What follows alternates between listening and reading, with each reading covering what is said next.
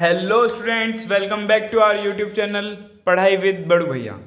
So students, previous video में हमने economics का चैप्टर नंबर 1 जो है the story of village Palampur, उसका सेकंड टॉपिक जो है फार्मिंग इन पालमपुर, उसके 2 सब टॉपिक्स पढ़ लिए थे। और आज की इस वीडियो में हम फार्मिंग इन पालमपुर जो टॉपिक है उसके रिमेनिंग सब टॉपिक्स को हम इस वीडियो के अंदर कवर करने वाले हैं। ठीक है, तो अगर आपने पहले वाली वीडियोस नहीं देखी तो पहले आप उन्हें देख लीजिए ताकि आपका कॉन्सेप्ट जो है वो लाइन बाय लाइन क्लियर हो जाए और चैप्टर में आपको कोई दिक्कत नहीं आए समझने में। और अगर आपने वो पढ़ रखा है तो आप इसको कंटिन्यू कर सकते हैं। ठीक है, तो चलिए स्टार्ट करते हैं। अभी मजा आएगा ना भिड़ो। हमारा अब फार्मिंग इन पालमपुर का थर्ड जो सब टॉपिक है वो है लैंड डिस्ट्रीब्यूशन, यानी कि वहाँ पे लैंड कैसे डिस्ट्रीब्यूटेड है। तो अब अपन पॉइंट्स पढ़ते हैं। अनइक्वल डिस्ट्रीब्यूशन ऑफ लैंड, कि वहाँ पे जो ज़मीन है वो अनइक्वल तरीके से डिस्ट्रीब्यूटेड है, किसी के पास ज़्यादा है, किसी के पास कम है, किसी के पास है ही नहीं, तो ये सब अनइक्वल डिस्ट्रीब्यूशन होता है। 1/3 of the people are landless, जो टोटल वहाँ की फैमिली है 450 लोगों की, उसमें से 1/3 जो है वो लैंडलेस है, मतलब लगभग 150 लोगों के पास जो है वो लैंड नहीं है, वो दूसरों की ज़मीन पर खेती करते हैं, वहाँ पे वर्क करते हैं। ठीक है, half of the people have small plots of land, और फिर जो जिन लोगों के पास ज़मीन है उनमें से आधे लोग जो है उसके 50% जो हाफ हैं उनके पास छोटे छोटे प्लॉट से लैंड के लिए। फिर third, 60 families have large and medium farms, और जो 60 फैमिलीज हैं उनके पास लार्ज और मीडियम साइज़ के फार्म्स है, या तो बहुत बड़े या फिर मीडियम साइज़ होती है उसके। ठीक है, मैं आपको बता रहा हूँ कभी कभार क्वेश्चन पेपर में आपके एग्ज़ाम में इस टॉपिक, इस पार्ट के सब टॉपिक से क्वेश्चन आता था कि how is land distributed in Palampur, या तो यह आ जाता है तो उसमें आपको लिखना पड़ेगा अनइक्वल डिस्ट्रीब्यूशन ऑफ लैंड और जो मैंने पॉइंट डिस्क्राइब करे, या फिर एक कई बार क्वेश्चन घुमा फिरा के भी आ जाता है कि how is unequal distribution of land happened in Palampur, तो कि मतलब आपको उसमें बताने की अनइक्वल डिस्ट्रीब्यूशन ऑफ लैंड कैसे है उस वहाँ पे। ठीक है, आपको ये बताना होता है। तो ये तो था हमारा इसका थर्ड सब टॉपिक। अब नेक्स्ट सब टॉपिक के ऊपर पढ़ते हैं जो कि है हु विल प्रोवाइड लेबर, यानी कि लेबर कौन प्रोवाइड करेगा। जब अगर किसी के फार्म है तो वहाँ पे कोई काम भी तो करेगा, तो लेबर कैसे आएगी। तो स्मॉल फार्मर्स जो होते हैं जिनके पास जो बहुत कम ज़मीन होती है उनको स्मॉल फार्मर्स कहते हैं।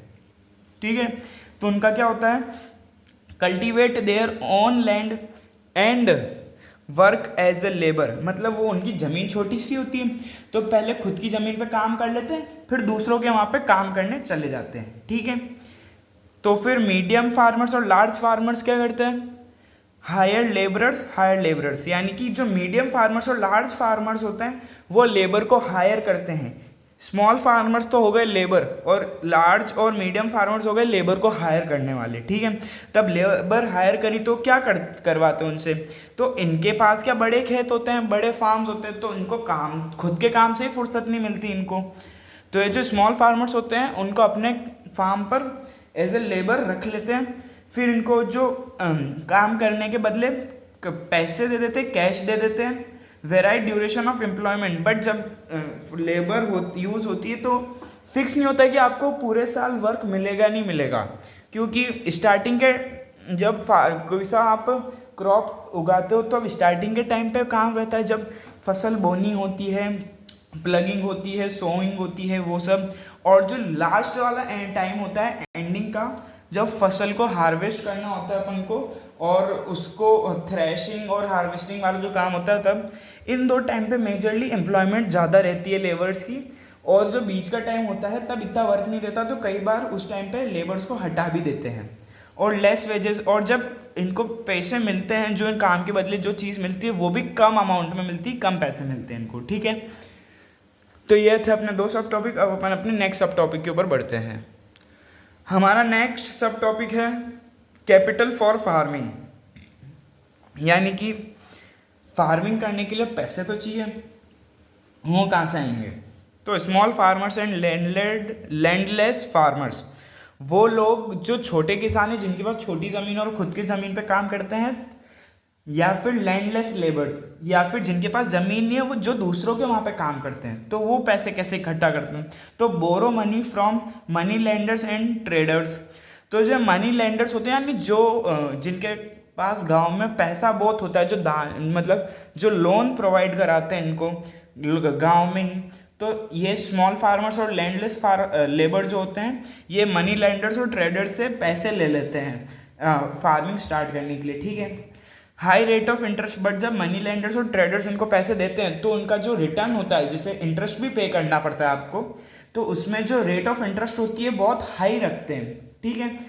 लोन रीपेमेंट डिफिकल्ट, तो जब ये लोग इतना हाई रखते हैं ये रेट ऑफ इंटरेस्ट, तो जो ये लैंडलेस लेबर और स्मॉल फार्मर्स होते हैं, ये उसको जो इनका वापस पेमेंट देना है, इनको जो मनी वापस मनी लेंडर्स को ट्रेडर्स को वापस देना है, वो देने में इनको बहुत दिक्कत आती है, क्योंकि इनके पास वैसे ही खुद की ज़मीन तो है नहीं जिससे फार्मिंग करके कैपिटल जमा कर सके और इनको वापस अपने पैसे दे सकें। ये दूसरी लेबर्स के, मीडियम फार्मर्स और लार्ज फार्मर्स के फार्म पे वर्क करते हैं, और जब ये वहाँ पे वर्क करते हैं तो इनको अपन ने पढ़ा कि लेस वेजेस मिलते हैं, और कई बार और इनका वर्क ड्यूरेशन फिक्स नहीं होता है, तो कई बार कम पैसे मिलते हैं कि इतने से ही पैसे मिलते हैं कि खुद का गुजारा करे कि मनी लेंडर को वापस पैसे चुकाए, और कई बार तो इनको एम्प्लॉयमेंट ही नहीं मिलती कि इनको पैसे मिल रहे, ठीक है। तो ये तो हो गया स्मॉल फार्मर्स और लैंडलेस फार्मर का। अब अपन पढ़ते हैं लार्ज और मीडियम फार्मर के लिए। तो अब देखते हैं लार्ज और मीडियम फार्मर्स क्या करते हैं। यूज सेव्ड मनी, जो लार्ज और मीडियम फार्मर्स होते हैं, तो ये लोग क्या करते हैं, पिछली बार जो भी हार्वेस्टिंग हुई थी उसके प्रॉफिट में एक तो थोड़ा सा पार्ट जो होता है हार्वेस्टिंग का वो निकाल लेते हैं जितनी इनको ज़रूरत होती है, और बचा हुआ जो होता है उसको बेच देते हैं। तो फिर जो उस बचे के जो पैसे आते हैं उसको सेव करके रख लेते हैं, ठीक है। Lend money to small farmers, फिर जो पैसा बचता है ना उसको ये जो छोटे फार्मर होते हैं, स्मॉल फार्मर जिनके पास पैसे नहीं होते, उनको लोन पे दे देते हैं, ठीक है। तो जब आप लोन पे देते हो तो वो बंदा वापस आपको पैसे चुकाता है, तो रेट ऑफ इंटरेस्ट भी लगती है उस पर। तो जैसे अगर ये लोग 10 रुपये देते हैं तो इनके पास वापस 15 रुपये आ जाते हैं, ठीक है। एंड बाय कैटल्स, ट्रैक्टर्स और सेटअप शॉप, और जो पैसे होते हैं इनकी मदद से कैटल्स खरीदते हैं, यानी बफेलोज और काउस हो गए वो सब खरीद लेते हैं, ट्रैक्टर्स खरीदते हैं, और सेटअप शॉप और शॉप्स लगा लेते हैं, ठीक है, जिनकी वजह से इनको और ज़्यादा प्रॉफिट होता है। अब अपन इसका नेक्स्ट सब टॉपिक पढ़ते हैं, सेल ऑफ सरप्लस प्रोड्यूस, ठीक है। जब सरप्लस प्रोड्यूस होता है तो उसका फार्मर्स क्या करते हैं, सरप्लस यानी आपने फार्मिंग करी, हार्वेस्टिंग हो गई, हार्वेस्टिंग के बाद जो भी क्रॉप आपने उगाई थी उसका जो भी आउटपुट आया है उसमें से आपने थोड़ा सा पार्ट जो आपको साल भर के यूज़ के लिए चाहिए वो निकाल लिया, फिर जो बचा हुआ होता है तो अब आप उसका क्या करो, अपने पास रखोगे तो ख़राब हो जाएगा, तो फार्मर्स क्या करते हैं, उसको मार्केट में सेल आउट कर देते हैं। तो जो सेल आउट जो जिस चीज़ को करते हैं, जिस क्रॉप को, उसको कहते हैं अपन सरप्लस प्रोड्यूस, यानी वो एक्स्ट्रा प्रोड्यूस हो गया तो उसको सेल कर देते हैं, ठीक है। तो अब देखते हैं स्मॉल फार्मर्स क्या करते हैं।